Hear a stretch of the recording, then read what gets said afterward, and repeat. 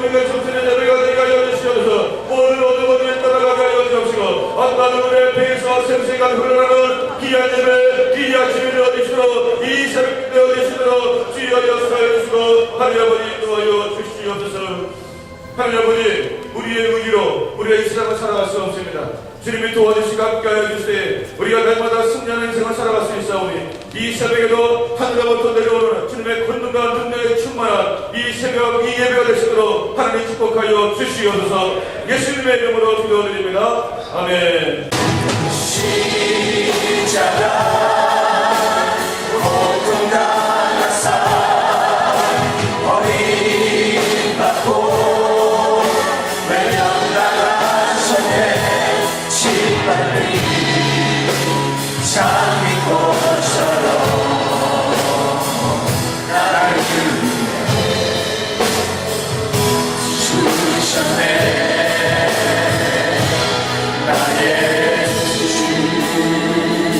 사랑하는 주님, 이 시간 허리에 수건을 봉이시고 친히 무릎 꿇어 제자들의 발을 씻기셨던 주님을 기억합니다. 땀방울이 빗방울이 되기까지 아버지의 뜻을 순종하기 위해 들으셨던 겟세마네 동산의 그 기도를 기억합니다. 가시면류관의 찔림과 군병들의 조롱과 해롱을 참으시며 십자가를 지고 골고다 언덕을 오르셨던 주님을 기억합니다. 마지막 비 한 방울과 물 한 방울까지 저희를 위해 다 쏘시셨던 십자가에서의 사랑을 기억합니다. 지금도 2000년 전에 이루셨던 그 사랑을 이루시기 위해 우리를 위해 중보하시는 주님을 기억합니다. 이런 사랑을 알면서도 주님보다 저희의 정과 욕심을 쫓아 살아가는 저희의 연약함과 취약된 모습을 용서하여 주시옵소서. 성령 하나님, 세계 곳곳에서 일어나는 징조들을 보면서 저희가 더욱 깨어있기를 원합니다. 저희 교회가 저희 각 사람을 향한 하나님의 뜻을 온전히 분별할 수 있도록 신령한 지혜를 부어 주시옵소서. 주님 나라와 주님의 영광을 위하여 하나님의 마음을 시험케 해드리는 칭찬받는 저희와 교회가 될 수 있도록 인도하여 주시옵소서. 최후의 만찬을 마치시고 이제 제자들과 함께 이동을 하게 되는 겁니다.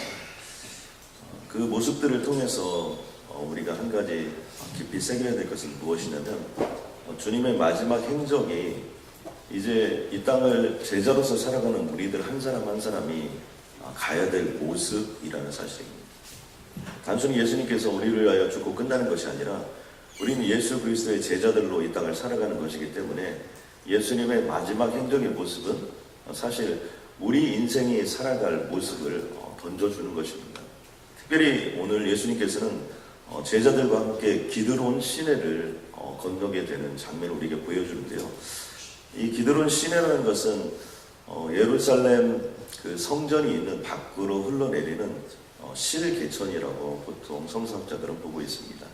그러니까 예루살렘 성전에서는 지금 유월절 어린 양들이 목베어 죽임을 당하면서 때로는 수만 또는 수십만, 18만에서 한 26만 정도까지 희생의 제사가 드려지고 있기 때문에 사실은 그 피가 흘러서 계속해서 이렇게 예루살렘 성전 밖으로 이렇게 흘러나오게 되는데 주님께서 이 기드론 시내를 향하여 건너가고 있었을 때 그리고 겟세마네 동산을 향하여 올라가고 있었을 때 이미 이 기드론 시내에는 그 어린 양의 피들이 흘러서 계속해서 그 피 냄새와 함께 흘러가고 있었던 그런 모습이었을 것이라고 성서학자들은 보는 겁니다.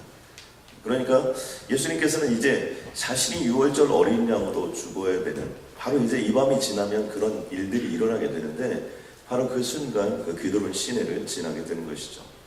그리고 예수님께서 가셨던 곳이 겟세마네 동산을 향하여 올라갑니다. 그러면서 우리들이 한 가지 기억해야 될 것은 예수님께서 이 죽음의 길을 걸어가는 것을 가르쳐서 고난의 잔이라고 하셨다는 사실입니다. 우리가 무엇으로 이것을 표현하느냐가 여러 가지 볼 수 있는데요. 특별히 이 잔이라는 단어를 주님께서 사용하셨습니다. 성서에 사용했던 그 잔이라는 단어의 의미는 어떤 고난과 고통과 아픔과 슬픔과 이런 내용들이 들려져 있는 것들을 볼 수 있죠. 예수님께서 이 특별히 쓸개탄 포도주를 나중에 제일 마지막에 이렇게 마시는 그런 장면들이 좀 등장하기도 하는데요. 실질적으로 이 예수님이 갔던 이 고난의 그런 모든 과정들은 다른 사람이 절대로 할 수 없이 주님만이 하실 수밖에 없는 그런 외롭고 힘든 그 과정들을 이 고난의 잔이라는 것으로 표현을 하신 것을 볼 수 있습니다. 예수님께서 하나님이 예수님을 이 땅에 보내오실 때 한 3가지 정도를 예수님께 요청하신 것을 우리가 볼 수 있는데요. 그 중에 하나가 뭐냐면 하나님의 아들이신 그 예수 그리스도를 이 땅으로 가라고 말씀하셨다는 겁니다. 사실 신이신 그 예수 그리스도께서 인간의 몸을 입고 이 땅에 온다는 것 자체가 사실 말이 안 되는 얘기죠. 그리고 여자의 몸을 통해 이 땅에 온다는 것, 참 그것도 있을 수 없는 일입니다. 이미 거기에서부터 철저하게 고난이 시작되어졌다는 것을 우리는 알 수 있습니다. 여러분, 우리가 어떤 높은 위치에 있는 사람이 낮고 낮은 곳으로 가는 것은 사실 쉬운 일이 절대로 아닙니다. 그럼에도 불구하고 예수님께서는 그것에 순종해서 마리아라는 여인의 몸을 통해서 이 땅에 오는 것이고요. 또 그리고 거기서 끝나지 아니하고 그 오는 것조차도 마구간이나 또 그리고 말구유나 어떤 최상의 자리, 어떤 가장 좋은 자리로 이 땅에 오시는 것이 아니라 가장 험불하고 또 가장 고통스럽고 가장 아픈 자리로 예수님께서 이 땅에 오십니다. 그리고 30년 동안은 이 땅에 성장하고 계시다가 마지막 3년의 과정 속에서는 하나님께서 하나님의 나라를 선포하라는 하나님의 명령에 따라서 복음을 전파하는 사역을 감당하게 되는데, 그것도 30년이라는 시간을 하나님의 때에 맞춰 철저하게 순종하면서 그 길을 걸어갑니다. 그리고 그 3년이라는 과정도 하나님의 기적을 일으키고 능력을 일으키고 권능을 일으키지만 십자가라는 마지막 고난의 잔을 향하여서 끊임없이 어떤 부분에서도 참고 견디며 또 그리고 메시아적 비밀을 가지고 한 걸음 나아가는 모습, 또 그리고 그 3년의 사역 속에서 하나님께서 하나님의 나라의 완성을 위하여 허락해 주신 그 시간 동안에 제자들을 키우고 또 그리고 그 제자들과 함께 시간을 보내시는 예수 그리스도의 모습을 보여줍니다. 그러니까 예수님께서 이 땅에 오셔서 복음 아닌 일에 시간을 사용한 적이 없어요. 어떤 가정을 이루신 적도 없습니다. 어떻게 보면 외로움, 고통스러움, 또 그리고 말 못할 정말 하나님의 역사, 이런 부분에서 계속해서 고난의 길, 고난의 모습을 우리들이 보여줍니다. 그리고 이제 마지막은 무엇이냐면 예수님께서 십자가에 못 박혀 돌아가시는 일입니다. 그럼 우리가 여러 가지 죽음의 모습이 있습니다. 그런데 우리가 교통사고가 나서 돌아가셨다든지 아니면 밖에 나가서 이렇게 돌아가셨다든지 이런 것들을 보통 이렇게 보면 객사를 했다 이런 단어를 이렇게 표현하기도 합니다.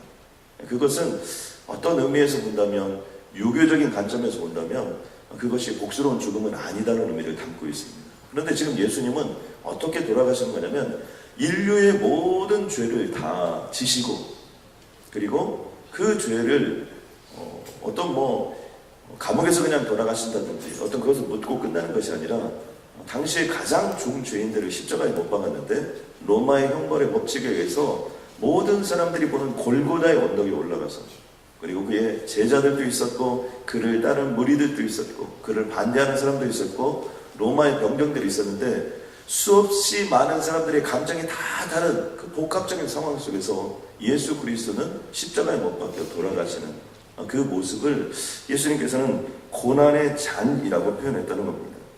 에레미야 3장 19절 말씀 보니까 내 고초와 재난 곧 쑥과 담즙을 기억하소서, 이런 말씀이 등장하는데, 그 고난이라는 것은 쑥과 담즙, 또 쓸개에 탄 포도주, 이런 의미를 거기에 포함하고 있는데, 그것은 정말 입에 딱 대는 순간 너무 써서 뱉을 수밖에 없는 그런 아픔과 고난이 그곳에 함께하고 있었다는 것을 볼 수 있습니다.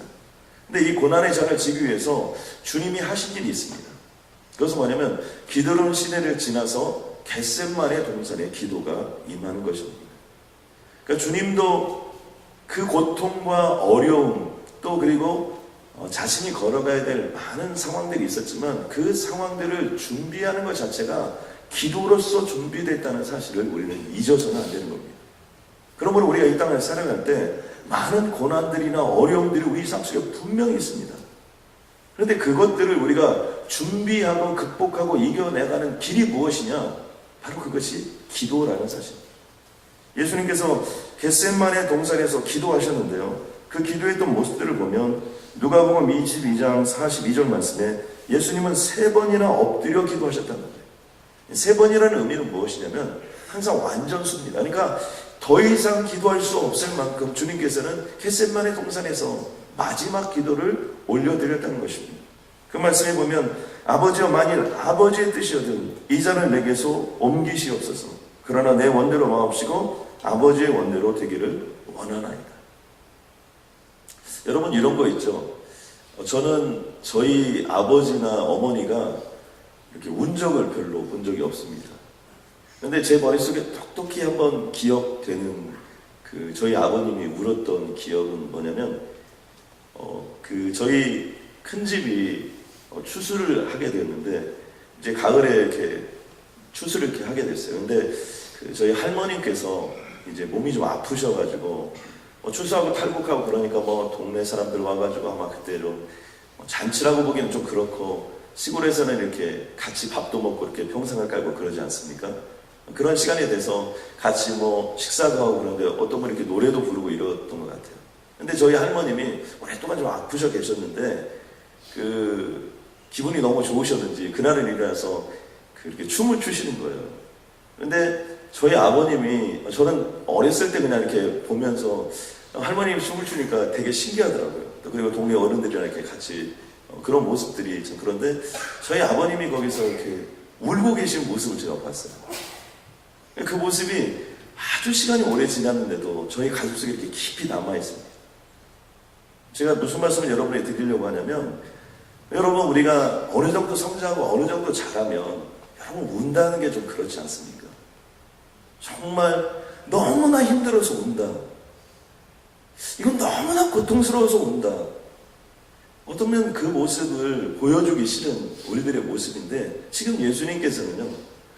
예수님이시지만 인류의 죄를 다 지시지만 그럼에도 불구하고 이 잔이 얼마나 고통스러우면 정말 내가 할 수만 있으면 이 잔을 피하고 싶다는 것이죠. 그것은 예수님의 고난, 예수님의 고통, 예수님의 아픔, 예수님의 모든 질고를 상징적으로 보여주고 있습니다. 또 말씀해 보니까 예수께서 힘쓰고 애써 더욱 간절히 기도하시더니 땀이 땅에 떨어지니 핏방울같이 되더라. 저는 아무튼 성경에 나오는 것을 다 실천해 보려고 열심히 노력합니다. 근데 지금까지 아무리 제가 노력하고 제가 눈물로 이렇게 범벅이 되고 땀으로 범벅이 되고 이렇게 기도도 해보고 이 무릎과 무릎 사이에 얼굴을 집어넣어서 또 엘리야가 기도했다 그래서 그것도 해보고 다 해봤지만 아직까지 한 번도 코피는 흘린 적이 있지만 이게 지금 정말 이게 땀방울이 핏방울이 될 때까지 기도해봤는데 못했다는 거예요. 한기용 목사님도 꽤 기도를 많이 하시는데 한기용 목사님은 만나서 얘기하는데 한기용 목사님도 그러더라고요. 본인까지 지금까지 못해본 기도가 있는데 이 기도를 못해봤다고 그렇게 고백을 하시더라고요. 여러분 한번 정말 내가 기도해봤는데 너무나 고통스러워서 너무나 힘이 들어서 아니 정말 기도를 했는데 그것이 여러분 이 땀방울이 나오는 곳에서 피가 나올 정도예요. 주님이 그렇게 그 기도를 하셨다는 것이죠. 그래서 상징적인 의미는 무엇이냐면 우리들의 죄가 그렇게 깊어요. 우리들의 죄악성이라는 게 얼마나 깊은지 모릅니다. 이 겟세마네는 원래 뜻은요 기름틀이라는 뜻입니다. 그 기름틀이란 건 뭐예요? 감람류나 이런 것들이 열매들을 넣고 거기다 넣고 완전히 짜는 거죠. 잘라면 어떻게 되는 겁니까? 거기에는 모든 것들이 다 바스라지고 완전히 다 부서지는 걸 의미하는 거예요. 그런 것처럼 예수님께서 지금 겟세마네 동산에 기도를 했다는 것은 무엇이냐면 예수 그리스도의 머리끝에서 발끝까지 모든 것들이 다 바스라지는 거죠. 모든 것들이 다 부서지는 거죠. 그리고 기름은 어떻게 나오는 겁니까? 기름틀을 계속해서 돌려서 완전히 짜야만이 기름이 나오는 것처럼 예수 그리스도의 머리끝에서 발끝까지 그 뼈만이 모든 육신들이 완전히 부서지고 완전히 브로컨되어서 거기서 흘러나오는 그 피로 말미암아 주님께서 우리의 죄를 용서해 주셨다는 것입니다. 예수님의 고통이 큰 만큼 우리들에게 다가서는 그 죄악들이 그만큼 부서지지 않는다는 거예요. 우리들의 죄가 너무나 뿌리가 깊어서 언제는 죄를 이기는 것 같고 착하게 사는 것 같고 괜찮게 사는 것 같고 그런 모습들이지만 사실 우리 안에 있는 허물들이나 이런 것들은 죄악된 모습들, 죄악을 짓고 있는 모습들은 기름틀 속에 들어가서 완전히 부서지고 완전히 모든 것을 빠져도 해결되지 않는 거예요. 그러므로 예수의 피가 아니면 아무것도 할 수 없는 것입니다. 그런데 주님께서는 이 고난의 잔을 모습들을 우리에게 보여주는데 크게 이것을 한 세 가지로 볼 수 있습니다. 고난의 잔의 모습을. 첫 번째는 뭐냐면 이 고난의 잔을 주님께서는 기꺼이 마시셨다. 이게 참 중요한 단어인데요. 기꺼이 마시셨다. 예수님은 예루살렘을 향하여 성으로 입성하게 됩니다. 예루살렘 성으로 입성할 때 예수님의 모습을 보면 수없이 많은 군중들이 호산나를 외치며 예수 그리스도를 환영할 때 예수님은 어린 나귀 새끼를 타고 예루살렘 성으로 입성합니다. 그림 자체가 어울리지 않지만 주님께서는 당당하게 바로 그곳을 향하여 나아가는 모습을 우리들에게 보여주죠. 누가 부른 것도 아닙니다. 주님 스스로 가셨다는 거예요. 기꺼이 가신 겁니다. 오늘도 이 본문 가운데 보면 성직여반 베드로가 이 말고의 귀를 치는 장면이 등장하는데요. 그 장면들을 이렇게 보면 우리가 생각하면 이 가룟 유다가 예수님의 그 제자였던 가룟 유다가 로마의 군병들과 함께 그리고 대제사장들과 함께 예수님께로 다가옵니다. 이때 예수님이 던져지는 질문이 무엇입니까? 너희가 누구냐고 말하고요. 내가 예수라고 분명히 표현하는 모습을 봅니다. 너희 예수가 누구냐 물어봤을 때 내가 곧 예수다라고 자기 자신을 드러내는 장면을 바라봅니다. 그동안에는 철저히 숨겼지만 지금의 모습은 뭐냐면 예루살렘 성에 입성하는 것, 그리고 예루살렘 성전에 들어가서 대제사장들과 당시의 종교 지도자들이 판을 벌리고 있었던 그곳에 있는 모든 판을 다 뒤집어 엎고 돈을 다 뒤집어 엎고 그곳에 있었던 모든 상황들을 다 뒤집어 엎고 죽음의 길로 홀로 걸어가 들어가고 있는 모습을 우리들에게 보여주는 거예요. 그러니까 예수님은요 하나님의 영광을 위해서 기꺼이 자기 자신을 드려지는 모습, 그리고 누가 예수냐고 물어봤을 때 예수님은 당당히 내가 예수라고 자신의 모습을 보여주는 것입니다. 베드로가 말고의 귀로 쳤을 때도 내가 내 잔을 마실 수 없다는 겁니다. 내가 마셔야 된다는 거예요. 이 잔을 피할 수 없다는 거예요. 그러면서 기꺼이 누구보다도 먼저 자기 자신을 하나님께 산제사 올려드리는 모습을 볼 수 있습니다.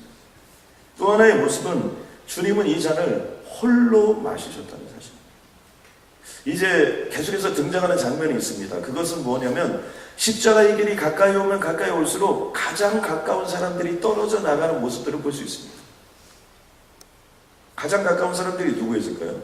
그것은 제자들이었습니다. 가룟 유다의 마음에 사탄이 먼저 들어와서 가룟 유다를 통해서 배신의 모습이 시작됩니다. 예수님은 홀로입니다. 이제 오늘 본문의 마지막에도 보았듯이 베드로가 3번씩이나 예수님을 부인합니다. 어떻게 보면 12제자 중에 가장 가까웠던 사람이 베드로예요. 그럼에도 불구하고 그는 예수님을 위하여 목숨을 걸겠다, 시마다 때마다 칼을 빼들고, 여러분 만약에 베드로가 칼을 잘 쓰는 사람이었다면 귀를 쳤겠습니까? 여러분 생각해 보세요. 칼 빼면 어디를 쳐야 돼요? 목을 쳐야 되죠. 베드로는 사실 서툰 거예요. 제가 칼을 뺐어도 그러겠어요. 칼을 빼고 귀를 치는 사람이 어디가 있어요? 그러니까 이게 지금 성질만 급했지 제대로 하는 아무것도 없는 인간의 모습들을 보는 겁니다. 우리도 주님을 위해서 뭘 하겠습니다. 그리고 일만 망치는 그런 우리들의 모습처럼 베드로의 모습도 그렇죠. 십자가에 가면 갈수록 어떻게 되는 겁니까? 베드로까지 그렇게 되는 순간 어떻게 된 거예요? 예수님의 제자들은, 나머지 제자는 다 어디 갔을까요? 다 도망갔습니다. 또 그리고 대제사장이 이런 사람들도 다 하나님의 아들을 기다리고 메시아를 기다렸던 사람들도 다 예수님의 곁을 떠납니다. 그리고 예수님을 호산나 찬송하면서 그 옷을 벗어던지고 주님을 찬양하고 주님의 영광 속에 매달렸던 그들, 그 모든 사람들도 다 예수님을 따라가는 겁니다. 누구만 남는 겁니까? 그 마지막 순간이 올 때는 예수님 홀로 남는 겁니다. 십자가에 못 박혀 돌아가실 때 그 마지막 모습을 보면 오른편의 강도, 왼편의 강도가 있는데 그 강도들마저도 구원에 받는 모습 속에서 갈등하는 모습을 거기 상징적으로 보여줘요. 그리고 그 누구 한 사람, 예수님에 대해서 함께 죽겠다고 하는 사람 단 한 사람도 없어요. 예수님은 철저히 홀로이셨습니다. 또 하나 마지막 모습은 예수님은 억울했다는 사실입니다. 왜요? 죄가 없으셨기 때문에. 여기 뭐 안나스라는 또는 뭐 가야바라는 많은 대제사장들의 이름들이 나오고 여러 사람들의 이름들이 나오지만 이들이 재판을 하고 이런 모든 과정들이 사실은 다 불법들입니다. 뭐 다 자세히 살펴볼 시간은 없지만 사내들인 공의에서는요 철저하게 사람을 사형시키는 것에 대해서, 특별히 유대인들을 사형시키는 것에 대해서는 아주 극히 그런 것들은 이례적인 일이었어요. 그러니까 수년에 한 명 사형을 시킬까 말까 그런 것들을 결정하였는데, 예수 그리스도를 십자가에 못 박아 죽일 때는 그들이 빨리 결탁했고 또 빨리 하나가 됐으며 빨리 모의를 했고, 또 그리고 본디오 빌라들과 예수 그리스도를 십자가에 못 박는 장면들도 보면, 여러분 한 사람이 이 사람이고 한 사람은 저 사람인데 둘 중에 누가 하랴? 본디오 빌라드가 결정을 내려야 되죠. 죄가 없는 걸 뻔히 다 알았죠.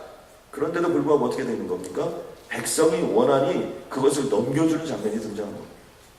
그 어떤 장면 하나도 정당한 것이 없어요. 그 어떤 장면 하나도 옳은 것이 없습니다. 이것을 우리의 삶 속에 적용시켜 본다면, 우리가 이 땅을 살아가면서 여러분 주님의 영광을 위하여 무슨 일이 있어도 여러분 기꺼이 하시길 주님의 이름으로 간절히 소원합니다. 우리들이 드려지는 번소와 속건제라고 번제, 소제, 화목제, 속건제, 속제제 이런 5가지 있는데요. 그 중에 하나가 자원제라는 것이 있습니다. 감사의 제사를 올려드릴 때 자원에서 올려드렸을 때 하나님이 제일 기뻐한다는 겁니다. 그러면 여러분 무슨 일을 하든지 자원에서 하시길 주님의 이름으로 간절히 소원합니다. 이 새벽도 자원에서 하나님께 올려드리면 하나님이 더 큰 은혜와 역사를 우리를 채워주실 줄로 믿습니다. 그리고 하나님의 일을 하면요, 여러분 나중에 홀로라는 단어를 만나게 된다는 거예요. 이것을 만나지 못하는 사람은 진짜 하나님의 일을 잘 모르는 거예요.